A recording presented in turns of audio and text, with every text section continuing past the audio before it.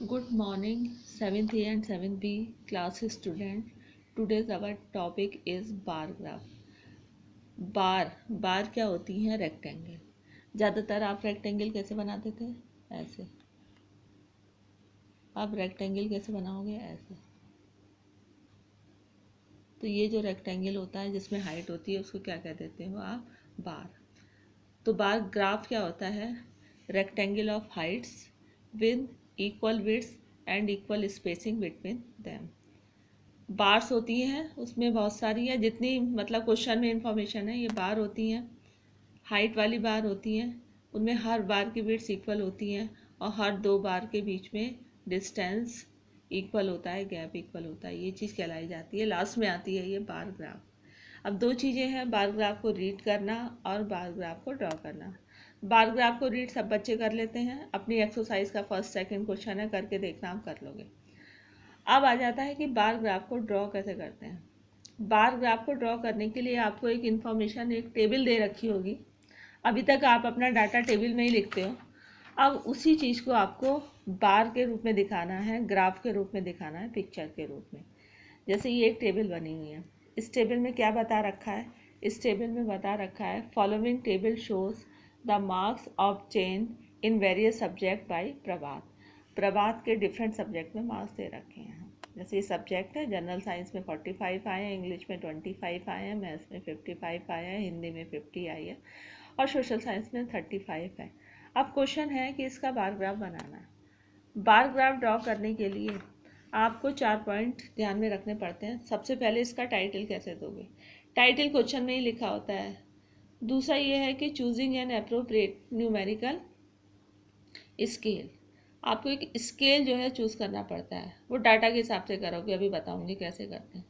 दूसरा labelling of access की आपने एक्स एक्सेस पे क्या माना है, वाई एक्सेस पे क्या माना है. लास्ट है इक्वल विड्थ्स ऑफ बार्स. जो बार बनाते हैं उनकी विड्थ्स इक्वल करते हैं और उनके बीच में गैप इक्वल करते हैं. तो ये 4 पॉइंट आपको ध्यान में रखने हैं. अब ये जो मैंने टेबल ली थी, इसका आप बार ग्राफ कैसे बनाओगे? देखिए, इसके लिए क्या करते हैं, you will take a graph, क्योंकि ग्राफ में फिर आपको नापने की ज़रूरत नहीं पड़ती. इस ग्राफ में सबसे पहले आप ये एक्स एक्सेस ड्रॉ करते हो और इसके परपेंडिकुलर वाई एक्सेस ड्रॉ करते हो. ठीक है. उसके बाद दोनों एक्सेस जहाँ पे मिलती है ये जीरो होता है. इस जीरो की पोजीशन निश्चित है. काफ़ी बच्चे ऊपर जीरो बना देते हैं, यहाँ बना देते हैं, लेकिन जीरो वहाँ होता है जहाँ पे दोनों लाइनें मिलती हैं. अब इसकी एक्स एक्सेस पे लेबलिंग करते हैं कि एक्स एक्सेस पे क्या चीज़ शो कर रहे हो. वाई एक्सेस पे लेबलिंग करते हैं क्या चीज़ शो कर रहे हो. इसके लिए जो दोनों कॉलम के हेडिंग होते हैं वो आप लेबल करते हो दोनों एक्सेस पे. ये जो हॉरिजॉन्टल लाइन है ये एक्स एक्सेस कहलाई जाती है और इसके ऊपर जो वर्टिकल लाइन है ये कहलाई जाती है वाई एक्सेस. ये कहलाई जाएगी एक्स एक्सेस. फर्स्ट कॉलम का हेडिंग क्या है? सब्जेक्ट. इसका मतलब एक्स एक्सेस पे आप सब्जेक्ट लिखोगे, तो यहाँ पे हेडिंग डाल दिया सब्जेक्ट. वाई एक्सेस पे सेकंड कॉलम का हेडिंग लिखते हैं, क्या है? Marks obtain. तो मैंने क्या डाल दिया यहाँ पे? मार्क्स. तो इसे कहते हैं लेबलिंग ऑफ एक्सेस.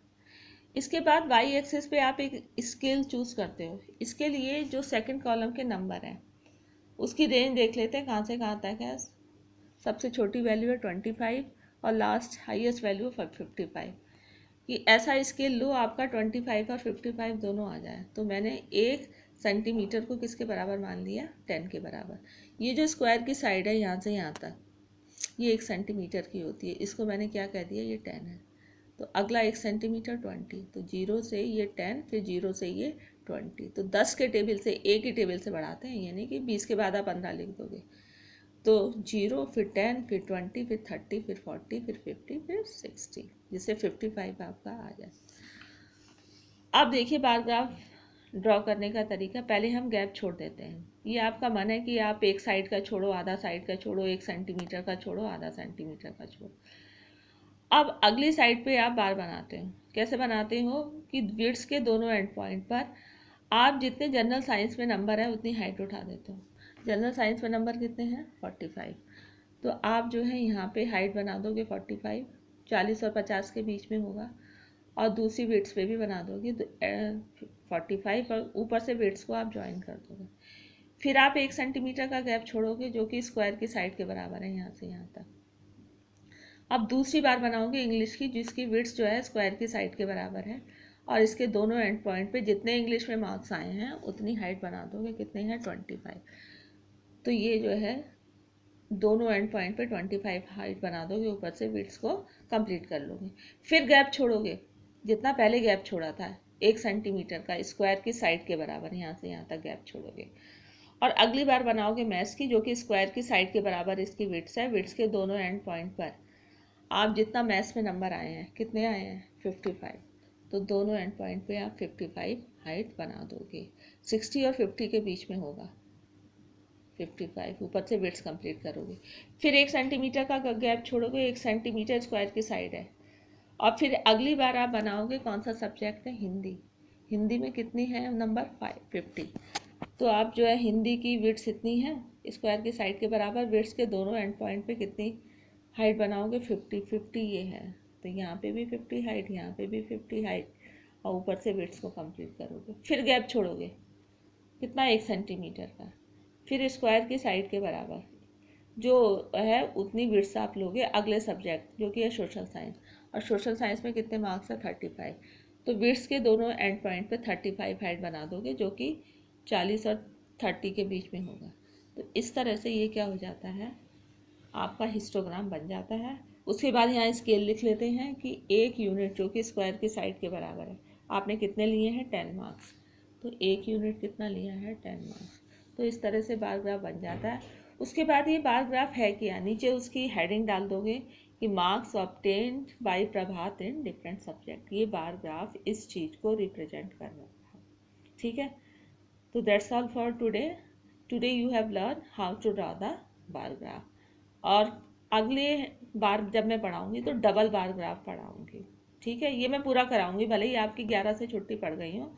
मैं आपको 10 तारीख को ये डबल बार ग्राफ, ये एक्सरसाइज कंप्लीट करूँगी। ठीक है, असाइनमेंट मैं दे दूँगी। Okay, that's all for today.